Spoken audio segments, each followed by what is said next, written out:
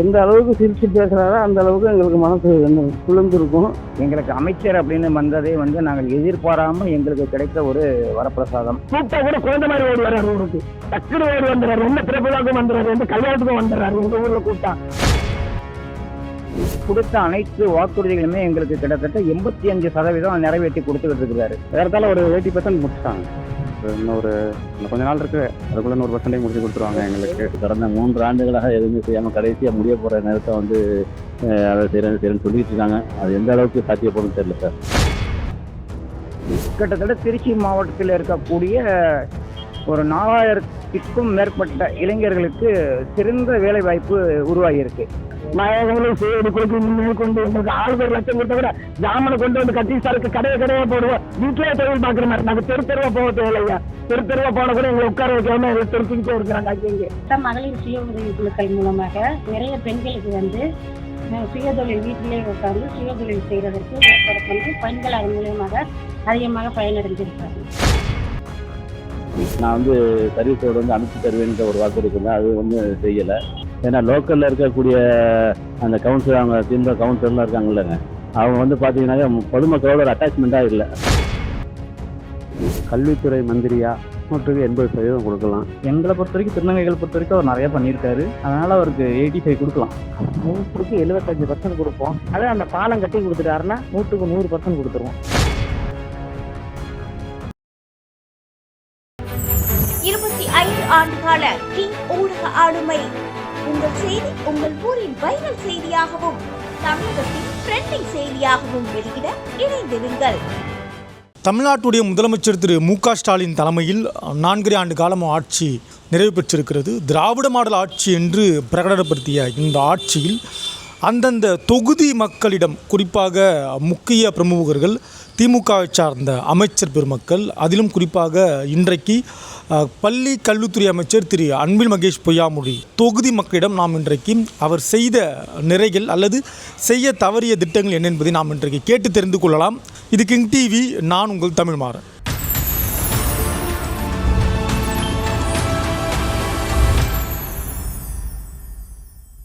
உங்கள் தொகுதி அமைச்சர் அன்பில் மகேஷ் பொய்யாமொழி 4 ஆண்டுகளில் என்ன சாதனை பண்ணியிருக்காங்க? நிறைய செஞ்சுருக்காருப்பா. சாதனை நிறைய பண்ணியிருக்காருங்க. 4 ஆண்டு சாதனைகள்னு எடுத்தால் குறிப்பாக நாங்கள் ஒரு கல்வித்துறை அமைச்சராகவும் நினைக்கவே கிடையாது. எங்களுக்கு அமைச்சர் அப்படின்னு வந்ததே நாங்கள் எதிர்பாராமல் எங்களுக்கு கிடைத்த ஒரு வரப்பிரசாதம். 3 ஆண்டுகள் கூட ஒன்றும் செஞ்ச மாதிரி தெரியல எங்களுக்கு. இப்போ ஒரு 3 மாதமாக தான் அந்த ஃப்ளிப்கார்ட்டுக்கு ஒன்று தொடங்கணும், அந்த தொழில் வேலைவாய்ப்பு குறைக்குன்னு சொல்லிட்டு ஃப்ளிப்கார்ட்டுக்கு ஒன்று அடிக்கல் நட்டுட்டு போயிருக்காங்க. 4 ஆண்டுகளில் சொல்லிக்கிற மாதிரினா நம்ம ஐடி பார்க் ஓப்பன் பண்ணியிருக்காங்க. அதன் மூலம் நிறையா பேருக்கு வேலைவாய்ப்பு கிடைக்கிறது. அதே மாதிரி சாலை வசதிகள்லாம் நிறையா பண்ணியிருக்காங்க. அடிப்படை வசதிகள்லாம் ஓரளவுக்கு ஒரு 80% அளவுக்கு அடிப்படை வசதிகள்லாம் பண்ணி கொடுத்துருக்காங்க. நாங்கள் கிரமேரி மெடிக்கல் பக்கத்தில் இருக்க கிரமேரி மெடிக்கல் சென்டர் சிறியதாக இருந்துச்சு, அதை பெரியதாக ஆக்கணும்னா கோரிக்கை வைக்கிறோம். அடுத்த தற்சமயம் அடிக்கல் நாட்டி சிறப்பாக அந்த பணியை நடைபெற்று கொண்டிருக்கிறது. எல்லா தெருவுக்கும் ரோடு போட்டு கொடுத்துருக்காங்க. 2 தெருவுக்கு பாத்ரூம் கட்டி கொடுத்துருக்காங்க. இப்போ ரீசெண்டாக கூட இப்போ 32 லட்ச ரூபாய்க்கு பள்ளியோட கூட ஓப்பன் பண்ணாங்க. சத்துணவு கூடமும் ஓப்பன் பண்ணியிருக்காங்க.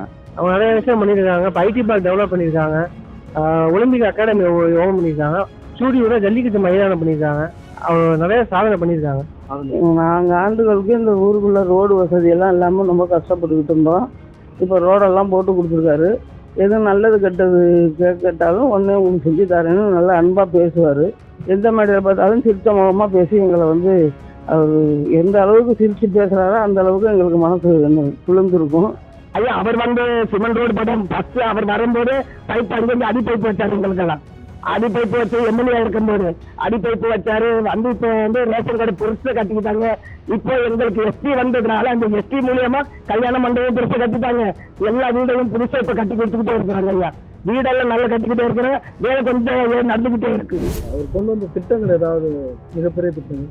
ஐடி பார்க்கு, ஸ்டேடியம், இந்த ஆரம்ப சுகாதார நிலையம், ஒவ்வொரு இதுக்கும் ஒரு சுகாதார நிலையம் ஏற்படுத்தியிருக்காங்க.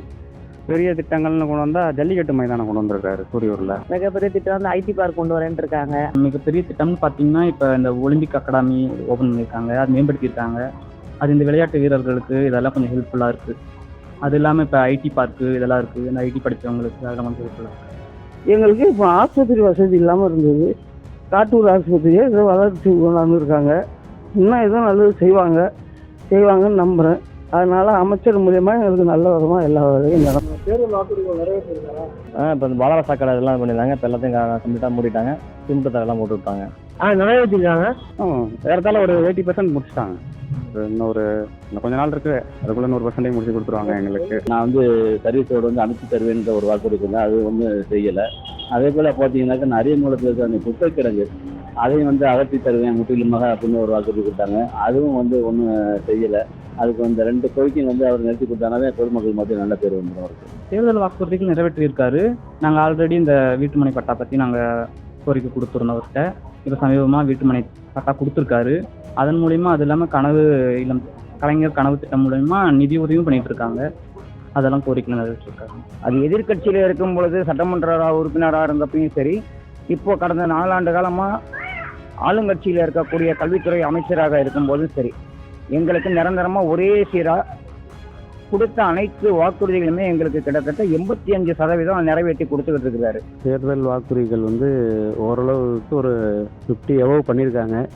முக்கியமாக சொல்ல போனால் இப்போ இந்த சர்வீஸ் ரோடு இந்த மாதிரி பிரச்சனைகள்லாம் இன்னும் கவனம் செலுத்தலை. இப்போ பால்பண்ணை தஞ்சாவூர் ரோடு சர்வீஸ் ரோடு, அதே மாதிரி சஞ்சீவி நகர் சர்வீஸ் ரோடு, இதெல்லாம் வந்து என்ன பதில் சொல்கிறதே தெரியாமல் இருக்குது. புதிய வேலைவாய்ப்புகள் எதுவும் உருவாக்கி கொடுத்துருக்காங்களா? அது ஐடி பார்க் மூலமாக எதுவும் வேலைவாய்ப்புகள் நிறையா பேருக்கு கிடச்சிருக்கு.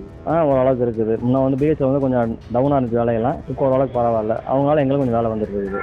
மகளிர் சுய உதவி குழுக்கள் மூலமாக நிறைய பெண்களுக்கு வந்து சுயதொழில் வீட்டிலே உட்கார்ந்து சுயதொழில் செய்கிறதற்கு ஏற்பாடு பண்ணி பெண்கள் அதன் மூலியமாக அதிகமாக பயனடைஞ்சிருக்காங்க. அவங்க அன்பில் ட்ரஸ்ட் மூலியமாக இயர்லி ஒன்ஸ் வந்து வேலைவாய்ப்பு முகாம் போட்டு அவங்க ஆளுங்களை பசங்களை வந்து வேலைவாய்ப்புக்கு ஏற்பாடு பண்ணி கொடுத்துருக்காங்க. மகளிர் சுய உதவி குழுக்கள் மேற்கொண்டு உங்களுக்கு ஆளுக்கு 1 லட்சம் கொடுத்த கூட ஜாமனை கொண்டு வந்து கட்டி சரக்கு கடையை போடுவோம். வீட்டிலே தொழில் பார்க்குற மாதிரி நாங்கள் தெருவா போக தேவையில்லையா? தெருவா போன கூட எங்களை உட்கார வைக்காம எங்களை திருப்பிக்கிட்டே இருக்கிறாங்க. அங்கே புதிய வேலைவாய்ப்புனாக்கா இப்போ இந்த டைட்டில் பார்க் வந்து இப்போ அதுவும் இப்போ இந்த 3 மாதத்துக்கு முன்னாடி தான் வந்து முதலமைச்சர் வந்து அடிக்கல் நாட்டிட்டு போனாங்க. அந்த டைட்டில் பார்க்கில் அதிக வேலைவாய்ப்புகள் கிடைக்கும்னு சொல்லியிருக்காங்க. அது எந்த அளவுக்குன்னு தெரியல. ஏன்னா கடந்த 3 ஆண்டுகளாக எதுவுமே செய்யாமல் கடைசியாக முடிய போகிற நேரத்தை வந்து அதை செய்கிறேன்னு சொல்லிட்டு இருக்காங்க. அது எந்த அளவுக்கு சாத்தியப்படும் தெரியல சார். உருவாக்கி கொடுத்துருக்காங்கப்பா. இப்போ இந்த ஸ்கூல்ல எல்லாம் வந்துட்டு காலேஜில் இப்போ கூட எஸ்ஐடி காலேஜில் வந்து இப்போ மந்த்லி ஒன்ஸ் வந்து அவங்க இந்த ப்ரைவேட் நிறைய எம்ப்ளாயிஸ் எல்லாம் வேணும்னு சொல்லிட்டு அதுக்கு மாதிரி வேலை வாய்ப்பு திட்டம் ஆரம்பிச்சிட்டு இருக்காரு. அதனால நிறைய பேர் எங்கள் ஊர்ல இருந்து நிறைய பேர் போயிருக்காங்க. புதிதாக வேலை வாய்ப்புக்கு வந்து நாங்கள் அதான் இந்த சிறு சேமிப்பு திட்டம், இந்த பேங்க்ல இந்த குழு மூலியமா லோன் வாங்குறது இதெல்லாம் பண்ணி கொடுத்துட்ருக்காங்க. அது மூலிமா நாங்கள் சின்ன தொழில் முன்னேற்றம் அடைஞ்சிட்டு இருக்கோம். அது ஒரு பிரச்சனை இல்லை. அது எங்களுக்கு ஒரு வாழ்க்கைக்கு ஒரு மேம்படுறதுக்கான ஒரு உதவியாக இருக்குது. இன்னும் இதில் குறிப்பாக நம்ம சொல்லக்கூடியது என்ன அப்படின்னு கேட்டால், அவரும் ஒரு இளைஞர் சமுதாயம் அப்படிங்கிறனால இளைஞருடைய வேலை வாய்ப்பில் வந்து அதிக கவனம் செலுத்தின ஒரே காரணத்தினால அன்பில் அறக்கட்டளை அப்படிங்கிற ஒரு அறக்கட்டளையின் சார்பாக இங்கே திருச்சி மாவட்டம் அரியமங்கலத்தில் இருக்கக்கூடிய எஸ்ஐடி கல்லூரி, யூடிசி கல்லூரி, இதிலெல்லாம் பல தனியார் நிறுவனங்களோட தொடர்பு கொண்டு வேலை வாய்ப்புகளை ஏற்படுத்தி கிட்டத்தட்ட திருச்சி மாவட்டத்தில் இருக்கக்கூடிய ஒரு 4000க்கும் மேற்பட்ட இளைஞர்களுக்கு சிறந்த வேலை வாய்ப்பு உருவாகியிருக்கு. நாங்கள் அவர்கிட்ட வைக்கக்கூடிய ஒரு தாழ்மையான வேண்டுகோள் என்னன்னா, எங்களுக்கு இந்த சஞ்சீவி நகர் பாலம் வேணும், சுரங்கப்பாதை வேணும். ஏன் அப்படின்னா எப்போ வேணாலும் நிறைய பேர் எங்கள் ஊர்லேயே இறந்து போயிருக்காங்க. அடிக்கடி விபத்து ஏற்படுது. அதனால் அந்த சஞ்சீவி நகர் பாலம் மட்டும் அவங்க செய்யக்கூடிய ஒரு மிகப்பெரிய உதவி எங்களுக்கு. அதை மட்டும் செஞ்சு கொடுக்கணும் அவங்க. அதுதான் நாங்கள் வச்சுக்கிற அவர்கிட்ட தாழ்மையான வேண்டுகோள். இந்த ஏரியாவில் அடிப்படை வசதிகள்லாம் மேம்படுத்தப்பட்டிருக்கா? நார்மலாக இருக்குது. அது ஒன்றும் பிரச்சனை இல்லை. இதை கால் பண்ண உடனே வராங்க. அதில் ஒன்றும் பிரச்சனை இல்லை. சார் அடிப்படை வசதியெல்லாம் செஞ்சுருக்காங்க. அடிப்படை ஒன்றும் பிரச்சனை நல்லா இருக்குது. அடிப்படை வசதிகள் சாலை அமைக்கிறது, குடிநீர் வசதி, இந்த மாதிரி இதெல்லாம் ஓரளவுக்கு பண்ணியிருக்காங்க. எல்லா கிராமத்துலேயும் பண்ணியிருக்காங்க. அடிப்படை வசதிகள் வந்து பாதாள சாக்கடை வந்து நீண்ட நாட்களாக நிலுவையில் இருந்தது. தற்சமயம் அது வந்து இப்போ செயல்பாட்டிற்கு வரவும் ஏற்பாடு பண்ணியிருக்காங்க. அடிப்படை வசதினா நம்ம மக்களுக்கு குடி தண்ணி தான் பிரச்சனை. காலை சாயந்தரம் 2 நேரம் தண்ணி வருது, 2 தண்ணியுமே வருது. சாலை வசதியும் நல்லா தான் இருக்குது. எல்லாத்துக்குமே சாலைக்கு போட்டு கொடுத்துருக்காங்க. அடிப்படை வசதி எல்லாம் கரெக்டாக இருக்குங்க. காவேரி தண்ணி எல்லாம் வச்சிருக்காங்க. புதுக்குடியும் தண்ணி வருது. 2 தண்ணியும் வருது. எங்களுக்கு மக்களுக்கு தண்ணி பிரச்சனையே கிடையாது. இங்கே ரோடு எல்லாம் சிமெண்ட் ரோடு தான் ஊரெல்லாம். நல்லா இருக்கு. இப்போதைக்கு 4 ஆண்டுகள் ஆட்சி காலத்துல ரோடு வசதி நல்லா இருக்கு. ஆட்டோ போயிட்டு வர சௌகரியமா இருக்கு. அடிப்படை வசதிகள் அங்கே ஒன்று இங்கே வந்து குறைகள் இருக்கத்தான் செய்யுது. ஏன்னா அமைச்சரால் எந்த அளவுக்கு முடியுமோ அதை செஞ்சிட்டு இருக்காரு. ஏன்னா லோக்கல்ல இருக்கக்கூடிய அந்த கவுன்சிலர், அவங்க திமுக கவுன்சிலர்லாம் இருக்காங்கல்லங்க, அவங்க வந்து பார்த்தீங்கன்னாக்கா பொதுமக்களோட ஒரு அட்டாச்மெண்ட்டாக இல்லை. அதான் ஏன்னா நம்ம நேரத்தில் அதை சொல்லி தான் ஆகணும். கவுன்சிலர்ல நிறைய அதிருப்தி இருக்குது. அதெல்லாம் வந்து அமைச்சர் கலையெடுத்தாருன்னு நிச்சயமாக ஒரு நல்ல எம்எல்ஏன்னு சொல்லிக்கலாம் சார். தேர்தல் நேரத்தில் கொடுக்கக்கூடிய வாக்குறுதிகள்னு எடுத்தோம்னா பாதாள சித்தாக்கடை திட்டமாக இருக்கட்டும், தார் சாலை திட்டமாக இருக்கட்டும், எல்லாமே கிட்டத்தட்ட 90% மேலே நெருங்கி வந்துருச்சு. பணி தாமதமாகக்கூடிய நேரத்தில் கூட உரிய அரசு அதிகாரிகளை தொடர்பு கொண்டு அதோட பணிகளை ரொம்ப விரிவாக்கம் செய்து கனவுல கூட நினைத்து பார்க்காத அளவுக்கு எங்களுடைய பகுதியில் திரும்ப பக்கம்லாம் கான்கிரீட் சாலை, தார் சாலை, நவீன கழிப்பறை, மாணவர்களுக்கு உண்டான கல்வி வசதி, அதே போல் இதையும் மீண்டும் அதிகமாக சொல்லணும் அப்படின்னம்னா திருச்சி மாவட்டத்தை பொறுத்தவரையிலும் கல்வியில் எந்த மாணவ குடும்பங்களுக்கு சிரமத்தில் இருக்குதோ அந்த மாணவர்களுக்கு அவரால் எந்த அளவுக்கு சேவைகள் செய்ய முடியுமோ, உதவிகள் செய்ய முடியுமோ அனைத்தும் செய்கிறாரு. இப்போ அமைச்சருக்கு நீங்கள் கொடுக்கக்கூடிய மதிப்பெண் 100க்கு எவ்வளோ கொடுக்கலாம்? அவர் 80. அமைச்சருக்கு எங்களால் முடிஞ்சது 90 மார்க்கு என் மூலியமாக என் மார்க்குக்கு கொடுக்கலாம். அவருக்கு கல்வித்துறை மந்திரியா 100க்கு 80% கொடுக்கலாம். எங்கள் தரப்புல இருந்து அமைச்சருக்கு நாங்கள் எடுத்தீங்கன்னா 100%க்கு 85% மார்க்கு நான் எங்களுடைய தரப்பில் கொடுக்குறோம். 100க்கு 99% கொடுப்போம்.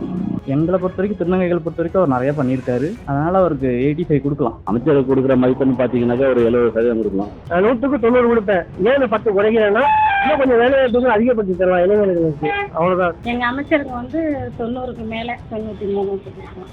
100க்கு 75% கொடுப்போம். அதான் அந்த பாலம் கட்டி கொடுத்துட்டாருன்னா 100க்கு 100% கொடுத்துருவோம். அமைச்சர் பொறுத்த வரைக்கும் அவர் சொல்லவே தேவையில்லை. ஏன்னாக்கா அவர் வந்ததுலேருந்து நல்லா பார்த்துக்கிட்டே இருக்கிறார். ஊர் கூப்பிட்டா கூட குழந்தை மாதிரி ஓடி வர்றாரு ஊருக்கு. டக்குனு ஓடி வந்துடுறாரு. எந்த பிறப்புலாக்கும் வந்துடுறாரு, எந்த கல்யாணத்துக்கும் வந்துடுறாரு. எங்க ஊர்ல கூப்பிட்டா அவர் அப்படிப்பட்டார். அவருக்கெல்லாம் சொல்ல தேவையே இல்லை. மார்க்கை பத்தி கேட்டீங்கன்னா 100க்கு 100 ஆனா 75% கொடுப்பாங்க.